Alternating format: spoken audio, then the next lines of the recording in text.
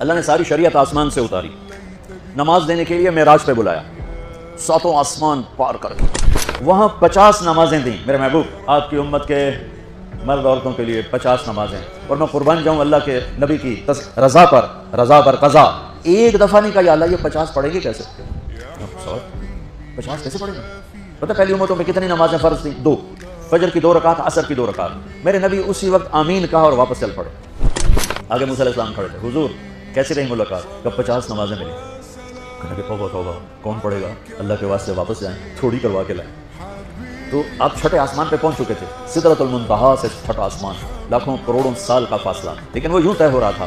واپس گئے، یا اللہ کوئی تھوڑی کر دے، خفف عن امتی، تو اللہ کہتا ہے چلو ٹھیک ہے 45 لے کے واپس بھیجیے۔ آگے پھر موسیٰ علیہ السلام کھڑے ہو چونکہ اللہ کے نبی نے پھر نہیں کہا کہ تھوڑی کریں، ہاں جی کتنی، کیا ہوا کہ 5 معاف ہو گئی، کہا نہیں یہ میں محنت کرتا ہوں، آپ واپس جائیں، انہوں نے کوئی نہیں پڑھنی، بہت زیادہ ہے، پھر واپس۔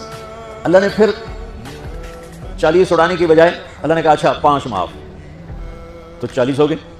پھر موسیٰ علیہ السلام نے ہاتھ جوڑے تو ان کا اچھا 5 معاف، تو 35 ہو گئی۔ پھر موسیٰ علیہ السلام ایک دفعہ میرے نبی نے خود نہیں کہا، سبحان اللہ، آپ کی ایک دعا ہے اللہم انی اسألک الرضا بعد القضاء، یا اللہ مجھے اپنی تقدیر پہ راضی کر لے، جو تو کہے میں سر جھکا دوں اس کے ساتھ، میرا کام ہی ہو تیرے آگے سر جھکا دیں۔ 35 یا رسول اللہ واپس، اللہ نے کہا چلو 5 اور کام، 30، پھر واپس انہوں نے بھیجا، پھر 5 اور کام، چلو میرے محبوب 25، پھر واپس چلو میرے محبوب 20، پھر واپس میرے محبوب 15، پھر واپس میرے حبیب 10، پھر واپس میرے حبیب 5 پہ آ گئے۔ اب پہنچے، اب موسیٰ علیہ السلام کہنے لگے اب کیا ہوا؟ کہ 5 رہ گئے، کب وہ نہیں پڑھیں گے؟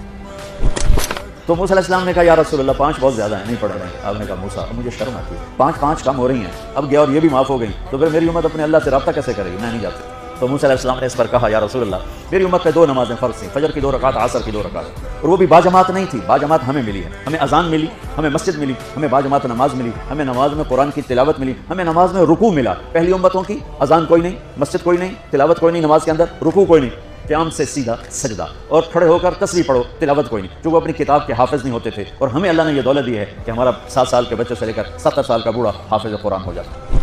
تو ہمیں نماز بڑی خوبصورت ملی۔ تو موسیٰ علیہ السلام کہنے لگے یا رسول اللہ میری امت نے 2 نہیں پڑھی تھی، یہ آپ کی امت 5 کیسے پڑھی؟ آپ نے کہا نہیں موسیٰ اب مجھے شرم آتی ہے۔